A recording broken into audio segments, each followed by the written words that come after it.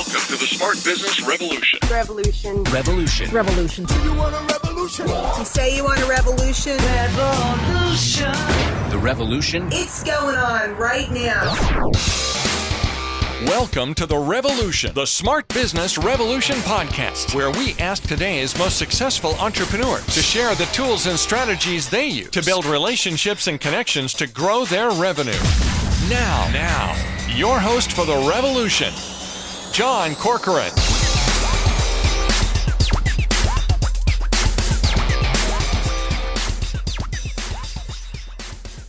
All right, welcome everyone. John Corcoran here. I am the host of this show, and every week I get to talk to interesting CEOs, founders, and entrepreneurs. Check out some of my recent episodes where I featured the founders or CEOs of Netflix, YPO, EO, Activation Blizzard. We had Kinko's a few weeks ago, LendingTree, OpenTable, Act Software, and many more. I'm also the co-founder of Rise 25, where we help connect B2B business owners to their ideal prospects. Big shout out to Jeremy Webb, who introduced me to today's guest. Organizational Engineering is his company. Go check out organizationalengineering.com for Jeremy Webb. But my guest is Paul Farrell. He is a longtime entrepreneur, founder, mentor, angel investor, executive. He most recently was the founder and CEO of Nehemiah. Am I saying it wrong? I'm probably saying it wrong. Nehemiah, you got it. Nehemiah Security, which he sold not too long ago, about a year ago, in September of 2020 as we record this. And just a few highlights from Paul's career, which we're going to get into in a second here. He has shepherded a startup from product launch to over $1 million in annual recurring revenue, less than 2 years, led a corporate acquisition that yielded a sale 5 years later at 10x the purchase price, participated in explosive growth of a global leader in business communications that yielded an 11x return on investment in just over a year. And fun fact, he joined AOL in the mid 1990s and was an executive there. So we're going to talk a little bit about what it was like being at AOL in that period of time. We're going to jump into that in a second. But first, of course, this episode is brought to you by Rise 25 Media, where we help B2B businesses to get clients, referrals, and strategic partnerships with done-for-you podcasts and content marketing. If you want to learn more about that, go check us out at rise25media.com. All right, Paul, a pleasure to have you here. And you've had such a great journey, so many interesting successes and challenges along the way. And I want to start with AOL, what that experience was like. You know, for those who don't know, AOL was a massive leader in the 1990s in helping people to get onto the internet. So what was it like joining AOL when you did? Well, it was fantastic. The deployment, my time at AOL, I learned so much that actually fueled all the entrepreneurial efforts afterwards. In terms of being able to understand this thing called the internet. Remember, they started out with the first AIM, which was the messaging platform, and were the first in many, many ways. I mean, we'd sell ads, and you go in at night, very nocturnal firm, and you could watch millions of people as they flow through the screens to make sure they were designed right. Talk about click-throughs and surveys. They could get millions of people within a couple of minutes to reply to a survey. And so that about, in terms of the data, in terms of the entrepreneurial ability, the friends I made along the way was just a fantastic time. I mean, just totally thrilling. And Steve Case, the founder, you said you remember seeing him in the cafeteria. Steve's, I have a lot of just admiration for Steve. And, Steve and all the other executives, Steve was the guy in the cheeseburger line with everybody else. I mean, he'd come down and eat with us all. You'd see celebrities in the lunchroom like Walter Mossberg when he was, writing articles for Wall Street Journal, and he'd be trying to interview people and stuff like that. It was a really, really exciting time. I spent a lot of time in your hometown, San Francisco, where you are now. Yeah. And in the 90s, got a real love for that city, but we worked a lot. I mean, we kind of started about 9 in the morning, go to like 11 at night, doing some of the big initial deals in financial sectors and other sectors, selling internet advertising and explaining it to people. It was just a thrilling time, and lots of really great people. I wanted to ask you about that because you did business development at AOL, and it sounds like a variety of different things. You forged partnerships with GM, Chrysler, UAW. What was it like explaining to these large companies been around for a while about this new thing, the internet and advertising on a messaging platform and, message boards and things like that? How did you approach those conversations? Well, John, I mean, it's a true salesman's opportunity. You have something that you have to explain to people. And I always say in sales, if they think 1 + 1 = 3, it does until you present new information to explain what's at. And it's a relationship business. I mean, I can remember being on the executive floor at Amex, talking to them about and at Citibank, talking to them about credit card and how it works. And they were so precise. I loved it. That, this is what fueled a lot of my success later on is they were data. Man, they had data down. They knew within 0.1% how much they're able to afford to spend and how many people they need to look at what sectors. This is the initial kind of internet is developing, but, where we started about targeting, these are where the channels where the people we think will want credit cards are going. This is what we want to present. This is the ads that work. That whole stuff presented a great foundation for me going on. And even though I've always worked on enterprise SaaS software solutions, it's always about data, right? In the long run, even when you're at Rise 25, it's about data. How many people you got to talk to get somebody to raise their hand? How are people responding to your content? It's all exciting stuff. Yes. Yeah. From AOL, from that period of time. Well, first of all, let me ask you, you were there through the .com boom and bust. Yeah. You're there through 2003. What was that? How did that change and evolve after the .com burst? Well, remember AOL bought Time Warner, which was a completely different, company. And around that time too, a lot of like Steve had departed. Bob Pittman, who was a great operator, he had departed. Some of these guys that worked there had left and a new regime came in because it was a much bigger, different firm than it was today. And it was just a great ride. I mean, and you remember, great rides have exhilarating time, and it also has, I call them roller coasters. I mean, every great firm is a roller coaster, right? You can go like, hey, we got that contract in the morning, to disaster in the afternoon. The release is not working right. Clients are calling, phones are ringing all over the place. They're great roller coaster rides, which become exhilarating because you're never going to get it right. But what you do is you learn from those downswings, right? You learn from the top parts and you learn from the bottom parts. And that's the most important thing about all those firms in every iteration. And the other thing I will say is we were just so fortunate to be there, John. We were very blessed by God because we went there buying into a dream. There's other people that were vying for those jobs at the same time that decided to go elsewhere for another dream that didn't pay off. That doesn't mean they were any less talented than us. They just picked a different path and went on because there's so many great people at AOL. It was such a great idea. But that, there's a lot of people that decided to go to work not for AOL. They didn't like it. I mean, especially, Prodigy. Yeah, you go back when all the attorney generals were suing them when they went to unlimited, right? I don't know if you remember that. You were probably just a baby, But, there was tough times for them too, and they persevered. I mean, this whole thing, they were working that dream for a decade before it started to take off. And that's one of the things you got to realize. Every person out there that's doing a startup, it's never easy. You got to put the boot camp time in. To learn about your product and grow it, and you got to be passionate enough to stick it out, and I'm sure, raise money and put your own money in, and all that stuff that happens. What after that, your title after that was Chief Customer Strategy Officer at the next company you worked at. What is that? What did you do? I represented the people who put $50 million into that business. They bought 50 million shares at $1 a share, and they really didn't have a role for me. So that's the title I got. It was a tough job because the business held a lot of promise, but I didn't really have per se an operating role. But we were able to do a lot of different things, and that thing became a great success. And it's always, wherever you go, John, it's about the people and helping the people realize their dreams. There were some tough times when we first got there. We had to right-size costs down, and A lot of other things were going on that weren't very pleasant, but in the end, it had a great turnout. I mean, it was acquired a little over a year later for $11.60 a share. Yes, I said it had a great turnout. That is an insane turnout. Anything else that you want to highlight that you would credit for why you had that turnaround?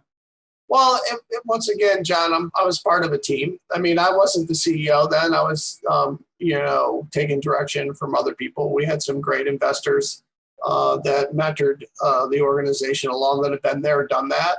And it's where I really started learning a lot of the, if you're a golfer, you watch somebody else's putt and then you know how to putt. That's where I learned a lot by watching. I was doing for them, but I was also watching. Got it. Let's talk about Moreover Technologies. Moreover Technologies was really great because we had started a firm before that called Wizard Technologies, and had a great idea, worked really well, but just the market didn't accept it. And so we had built up to 120 resellers and had to just shut down the firm. Wow. And that's what we did. And coming out of that, before we get to that, what was that like? That decision to shut down the firm when you had 120 resellers? You know it, right? You kind of know it's coming, right? I mean, every CEO knows that it's coming, and we knew it was coming. We had one shot at an acquisition, and the big party that could have done that passed on us. And then right after that, I realized, hey, this business at the core doesn't have the margins of the stuff we normally do. An investor friend was investing in the current CEO. The CEO before I came in got sick and eventually passed away during our tenure there. Very sad situation, but we knew it wasn't going to work. And when you know it doesn't going to work, you just got to make the hard decision. And that's really tough because you get passionate about whatever you do. You cling to it. You want it to work. You work night and day, but sometimes things don't work out. And that's one of the ones that didn't work out. I mean, and I think that every great entrepreneur out there, and we tend to focus as a society on the success. Oh, they did this, they did that. And I've been really blessed by God to be successful more than I ever deserve. There's also failures in there. So how did you decide on your next venture, which was Moreover Technologies? Well, it was interesting enough. There's a gentleman I had worked with before at VeriSign called Mark McLaughlin, who went on to do work with Palo Alto. He called me up and said, I think this firm is perfect for you. They had done VeriSign bought a bunch of firms and then decided to divest them all. And he said, this is perfect for you with your background with enterprise software and with marketing. Moreover was a big data play initially because they had a feed of news and social media from around the world that we sold media monitoring organizations and big corporations. So a lot of the people that were our competitors were also our customers because they bought the data feed and then they competed on the media monitoring solution we had, which was used by big corporations to, follow media around the world. What are people saying about us? What are our executives saying? What are our competitors doing? What's happening with the rain in the Midwest? Things like that. We had a big data. That's where I really learned a lot about big data and how to handle it. I mean, at the time, remember, we had well over like 600,000 spiders crawling the web for information. We had to learn how to deal with newspapers, right? Because, we had, was it free? Wasn't free? What could we take? What could we not take? And we wanted, it was a great time. And then, so what happened was they were kind of on the downswing because they were bought, but they hadn't really done anything for a couple of years. It was London based.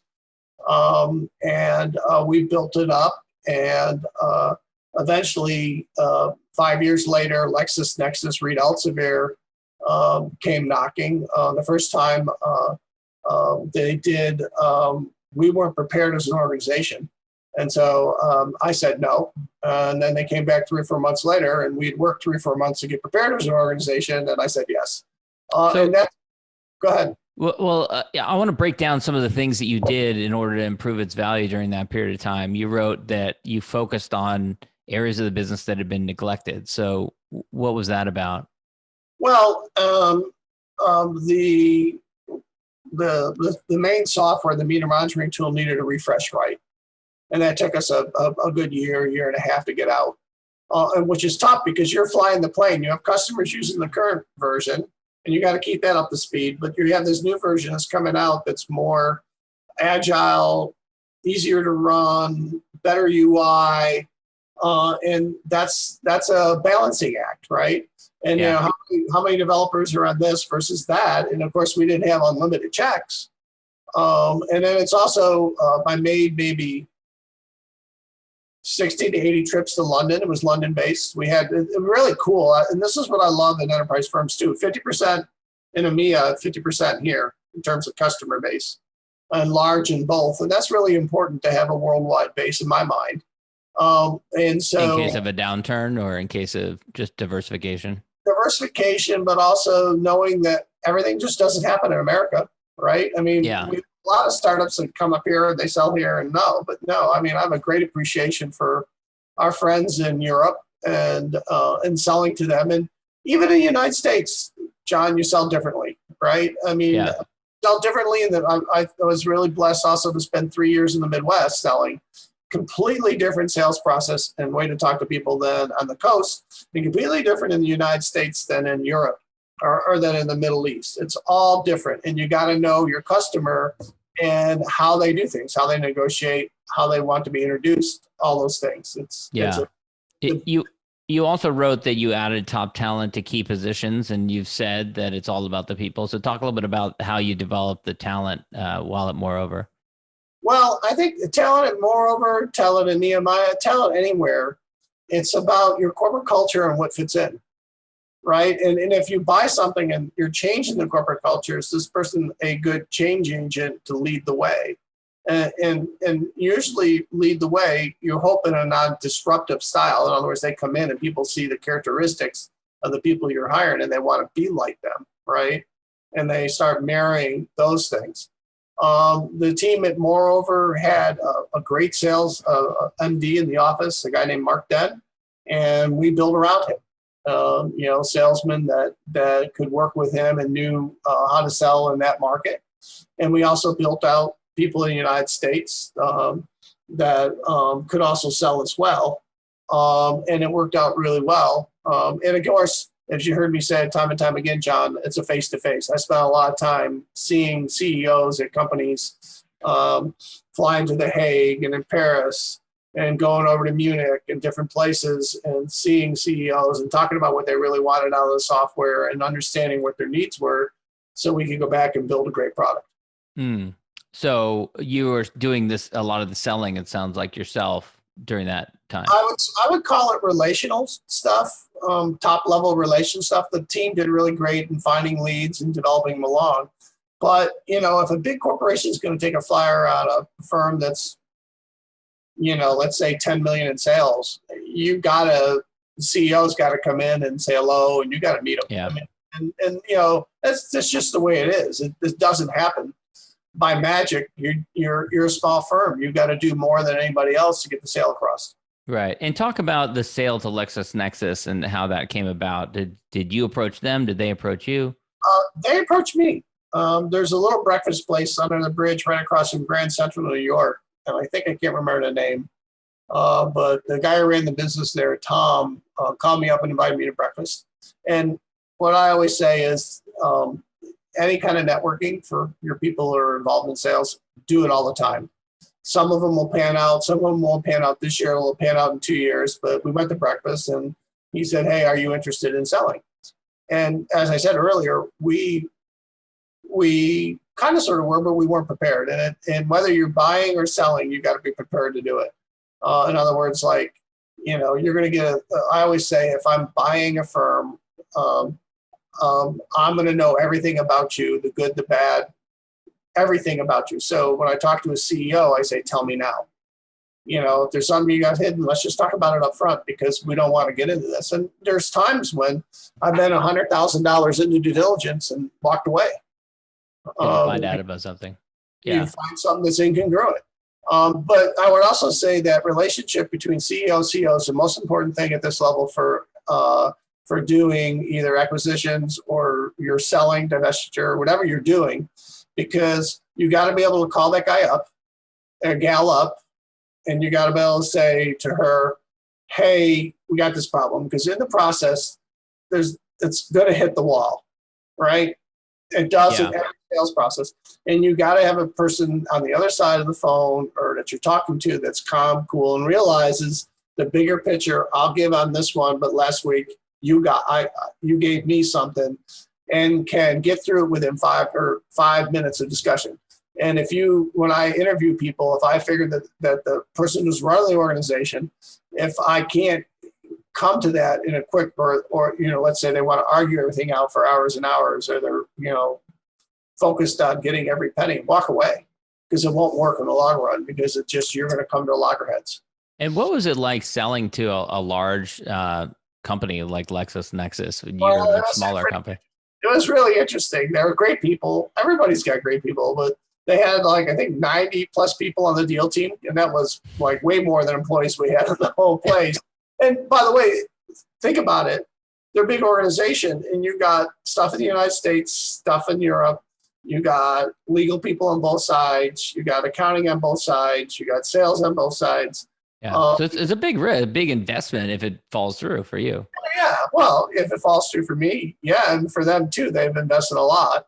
The good thing is, I'm going to tell you, I always look back, and a lot of the people that went to work from Lexus or moreover are still there.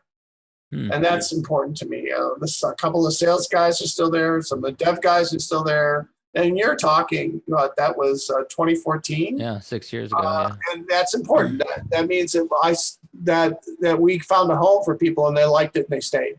And what was it like for you, coming on the heels of the Wizard, shutdown, to then exit moreover? Well, it's always great to exit, right? I mean, and I think it, but as I get older, and at this podcast, I'm 62, and I figure I got a couple more wins left in me, but still, it all evens out in the long run. And it's keeping that perspective that I think we said this up front when we were just getting to know each other, that every great CEO that's got to win has got losses too. And those losses, you got to learn from them, those lessons I still apply every day that I learned there at Wizard, going into the moreover win, and then even jumping into cybersecurity after that. So let's talk about that. Nehemiah, I think I got it that time. Finally, Nehemiah. So you go from media monitoring software to cybersecurity software. Isn't that a big chasm? Very different types of software? It is, but it's also SaaS software, and it's also enterprise sale. And there was consistent things on that level. There's no doubt we had a learning curve initially, but good people who are quick to learn. I mean, you asked me about hiring earlier, and this is just coming to mind. A couple of things we look for is people that were, very smart and were quick to learn, and then were adaptable. In other words, they were quick to learn, and they also could figure things out fast and then move from left to right. They're going right. And all of a sudden we find that it's over here. But they're not, they leave that behind, and they go, no, this way is better, and they run that way. And that help builds a corporate culture. But in that particular instance, we got out, we actually made a small acquisition that didn't work well. In the long run, we ended up shutting it down. But through that whole process, though. Are you talking with Nehemiah, you made a small acquisition? Yeah, there's a couple of small acquisitions early on that didn't work as well as we would have liked. But It all built towards the final product, which was, we were trying, our goal when we got in and we started looking at all the things we're going on in cybersecurity, you look for white space. And white space simply means there's an opportunity where you can build a product to help people out that's not existing there today. And we found the white space, and that was a hard nut to crack, which was defining cyber risk at the board level in board level terms. So a lot of what we heard from board levels is, they come up, they talk about all these things that we really don't know a lot about. we try to make decisions. But if you talk to a board level person in let's say MBA terms, like we did, like, hey, John, Mr. CEO of Rise, you've got 150 million of cyber risk with a 61% chance happening in the next 2 years in these particular areas. What would you like to do? They understand that, but that was a really hard nut to crack because we had to go off and do the math. And it wasn't a guess, red, yellow, blue, green that we saw a lot in the industry. This was, we actually looked at the attack vectors and the defenses of a corporation, and we calculated what the risk was. And that's interesting. So it's not like you went after a niche or a vertical or an industry. It's more the way that you sold it or the way that you messaged around it. Yeah, I mean, we went after something very hard to crack in terms of, it wasn't an easy solution. We had a lot of people that worked hard on math models, and we talked about how our model fit to what the actual risk was very deep in math at times, and attack vectors, right?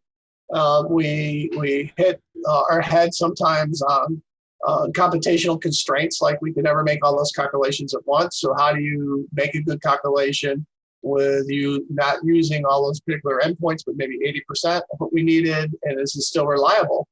And that development team did a really, really good job. And again, I just happened to say hello to somebody in the last month or so, and that whole development team is still intact, working for ThreatConnect, which is I say it's a credit to Adam, who's the CEO of ThreatConnect, but also to the team and the fit that when we sold it, because sometimes the fits aren't right. And I want to take a step backwards to the beginning of Nehemiah. So you go from this company that you sell to Lexus Nexus to a few months later, it's like you're starting over from scratch, right? I assume you started from zero revenue and just started building it up. So what was it like? That's such a disconnect, going from selling to a big publicly traded company, negotiating with 90 people on the deal, team, to then all of a sudden starting over. What was that like for you personally? What was the experience like? I never looked at it as I've always seen this as an exhilarating process. Starting over, doing something, new and different, and solving a solution that helps people. It's always been key to me. And so we dove right in. I mean, the good news is you have more money in your checking account than you did last time around. So you have some runway before you have to start making money again, right? There's some people who say that's not a good thing. Well, not you.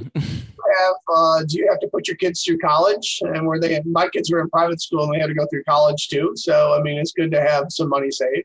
So do you feel then that on balance, it was better for you? Did you feel like you made decisions any differently because you had more money in your bank account with this startup? Well, here's the way you make decisions when you're this is from early on, we always believe this. My mentors taught me this, is when you're in a startup, you make a decision every day in that startup software company like you're going to run it forever.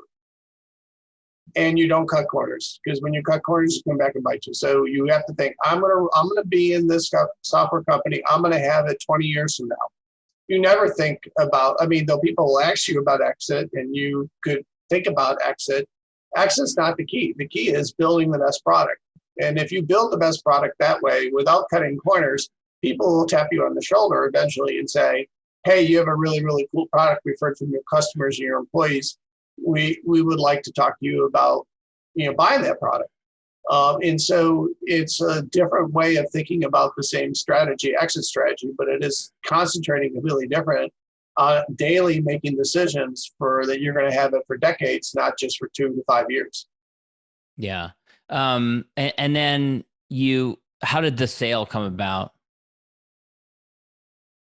Well, just got a call one day and said, hey, are you in New York in the next couple of weeks? I said, I am. They said, hey, do you want to have breakfast? And forget the name of the restaurant. There's underneath the tracks right across from Grand Central's a little breakfast place. And we met in there and spent a lot of time talking about the industry and stuff. And Tom from Lexus Nexus brought the question up, hey, would you like to sell?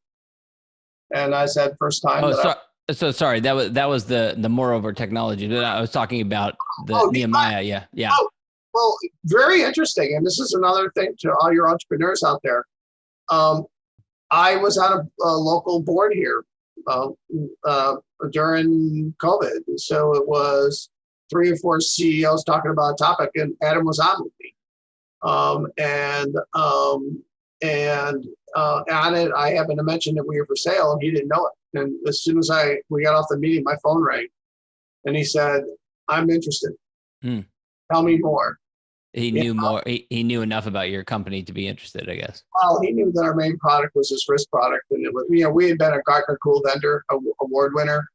We had big partnerships and some large customers. I'm very blessed by that. And he just picked up the phone. And once again, it's as CEO or wherever your role is getting out there, participating on these calls where they say, "Hey, will you come talk about this particular thing in cybersecurity?" And I remember what the topic was. Or will you talk to this person about hiring practices in HR? I always say yes, because I've learned that all that stuff comes back as you get your name out there. People think of them. And I've done a bunch of referrals myself when people said, "Hey, I'm looking for XYZ." And talk to this guy. And I think that's a great attitude to have. I try to make, I try to make 3 or 4 calls a week or text messages to people I haven't talked to in a long time, just to say, "Hey, came across your name, thinking about you. I mean, want to let you know that if you ever need anything, give me a call." And I think that's in today's day and age, that's important. It means one thing to do all the stuff you have to do on LinkedIn and stuff, but we're relational people. Yeah. And after this interview, probably a month from now, John, you'll get just a quick email. "Hey, hope all is well. I see Rise 25 is doing good. Let me know if I can be any further help to you." Talk a little bit about, and this relates to what you were just saying. We were talking before, and you said you do a lot of mentorship. So, and not formally, just kind of informally, people who come to you and you mentor them. What's that experience been like? It's been great. I will tell you, I got a note on Father's Day from a person I've been working with, and it moved me to tears, because sometimes you don't know the value you're adding until somebody lets you know the value you're adding. And all these things we talked about today, John, AOL through Nehemiah, I've got a lot of experience, and I'm pretty transparent enough, and I love to share with them. I mean, especially, in this case, it'd be generally men for me, and young fathers with families. You see the same things that I saw. My kids are now 29, 26. Some of the things I saw 28, 27 years ago, you can render advice. Not through kids, but even as your kids go to college, what's that like? And to have somebody that has a perspective on that, has been there, done that you can talk through things, not just career, because career is easy, right? I mean, we can do that all, but it's also, you look at the whole person, and the whole person is, their significant other, their children, where they're from, and all that. And that is just, we're here to help people, in my mind. Yeah. And our key is helping other people. And if you're not helping other people, well, then great, you're making a great paycheck and you're going home. I think I get a lot more out of my life because I put into people, and I get a lot of positive feedback that makes me happier and more content in the long run. It's a Paul thing. It might not be for everybody, but for me, it's special. And who was that person for you? So who are the mentors that you had to that you turned to when you were going through those? I didn't meet with them for a daily basis. But Steve Case, I mean, if you look at the history about how I got there in 96, 97, but he was there in 85, tolling away with a dream. And you see guys with a dream, right? I mean, I think that's inspiring. I could go back to when I was in college. I went to a small Christian school in Buffalo, New York, because I grew up in an area with 160 inches of snow a year. I didn't know any different. Things are only good or bad by comparison, right, from the sales perspective. And there was this priest there. His name was Charlie Lemkeul. And Charlie Lemkeul said every day, whenever you saw him, would shout at the top of his voice, "What a beautiful day the Lord has made. Let us rejoice and be glad." I think I'll never forget that, because that's the way you should produce every day. As you get up in the morning, well, thank you, I'm here. Let's go. Let's have, it's a beautiful day, whether it's raining, snowing, or whatever. And believe me, most of the time it was snowing and raining in Buffalo, right? And then have your beautiful California weather like you enjoy, John. Yeah. But I think it's a perspective on life that we can bring, and that, as you go about your day, where can you invest in other people? I want to wrap up. I'm a big fan of gratitude. So if you look around at your peers, your contemporaries, others in your industry, who do you respect? Who do you admire? Well, I just talked about Steve Case. I mean, his starting up a whole new venture. I remember online wasn't even thought of, and that I can remember. I can remember how I got hired there. I was on a plane coming back from LA with a guy named David Gang, who was, by the way, there's a great guy. He's a great product guy. David Gang. And he was doing 2 attachments on an email. And I said, hey, I like AOL. I don't know, I'm not on there a lot, but how do you do 2 attachments? And he's like, well, this is the new product, Casablanca. It's due out this fall. And then we started talking about what I did, what he did, and they needed a person at AOL with enterprise sales experience, and that's how I got started there. But along the way, I mean, there's tons of people, probably most so is my chairman. His name is Bob Brockman. He is pretty infamous lately because they're chasing him for tax evasion, but he knows how to run software firms.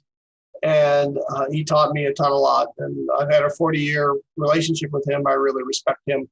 And he's taught me a ton about how to run software firms. And obviously, he made a ton of money along the way. And now he's in a bit of hot water. I really lament that I haven't been able to talk to him in a few years just because of all the things that have happened. But he showed me a lot along the way. What is that like to have your mentor be wrapped up in a little bit of a controversy? I haven't followed it closely. It's a big controversy. Yeah, I haven't followed it closely, but I'm seeing the headlines now as you mentioned it. Yeah, it's a big controversy. I'm sad. I'm sad for him because he is a great operator, and his health is not great now. Dementia and other things are plaguing him. And at the time of his life where he should be just enjoying his grandchild and fly fishing and maybe a bunch of other stuff, he's mired in this whole controversy. And so I feel bad. As I said, I haven't been able to talk to him for a couple of years, but I know, back what I talked to you about earlier, it goes, I mean, you heard me say it 10 times on this, more and more on the podcast, it goes back to faith. And I have faith that, it's all going to turn out. And so we'll wait and see what happens there. And hopefully I get to go see him sometime.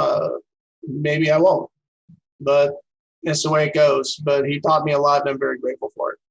Paul, it's been so great talking with you. I know you're in between things right now, so you don't maybe have a primary domain to send people to, but you're on LinkedIn, Paul Farrell. Where can people learn more about you or connect with you? Yeah, LinkedIn's the best way to find me right now. We'll be doing a new endeavor, but the web page isn't out yet. So just LinkedIn to find me. Paul Farrell, you can still under Nehemiah, because there's still parts of Nehemiah that are still out there that I'm working with. But it'll all be changing in the next month to, and I can announce the name. It's going to be Pater, Pater Holdings, which is Father Holdings, which is more transition for me into mentoring CEOs than being the CEO. Oh, that's great. Well, we'll keep tabs on that. Paul, thanks so much. Yeah, God bless you. Bye.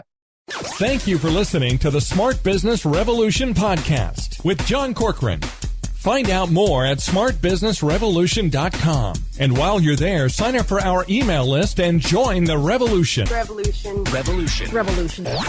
And be listening for the next episode of the Smart Business Revolution podcast.